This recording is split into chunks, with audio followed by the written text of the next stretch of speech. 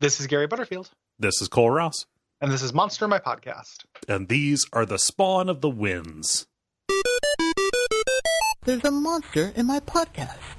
This is like gods having sex with people. Yep, we got Ithaca coming down. Yep.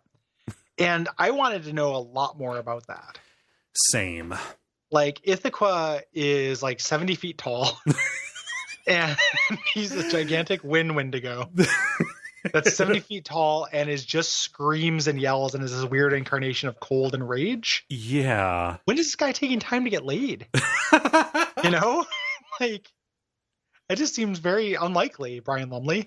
I gotta tell you, if I was just checking the logistics of this, I would say it's implausible. It's some kind of like immaculate conception kind of thing, or like maybe his seed is just in the wind. So like when Marilyn Monroe does one of those things where the wind pushes up her dress, like she's actually getting impregnated by Ithaca, you know? Yeah.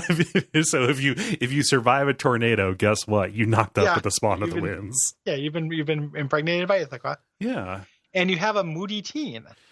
Yeah. So so I like these, right? Because this could have been, after hundreds of these things, it could have been just another, and so they're born and they look normal and they become monstrous over time. No, these are always monsters. They can just decide when they want to appear as monsters. Yeah.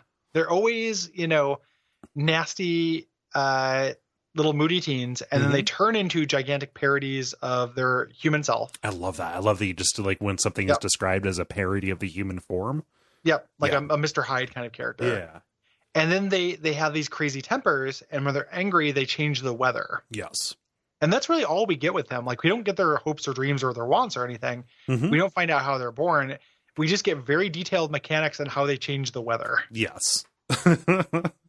And a whole bunch of just like, okay, so what is the PowerPoint conversion for like going from calm to breezy, which would actually be quite nice. Yeah, I was thinking about that because I love how they can move in both directions. Yes. Like, if this guy can expend their magic, like you get one of these things into therapy and they expend their magic points and it's just nice days. Yep. Like, I'm not going to change which direction the wind is coming from. That's lame. Right. But, let's make it clear and breezy. Yeah. Nice, 75 degrees. Yeah. So they can affect the temperature by 5 degrees. And that's cool. That makes a bunch of difference. Get a bunch of these guys together and you can probably at least temporarily stop climate change. Yeah, you can make Austin livable. Sorry, priorities.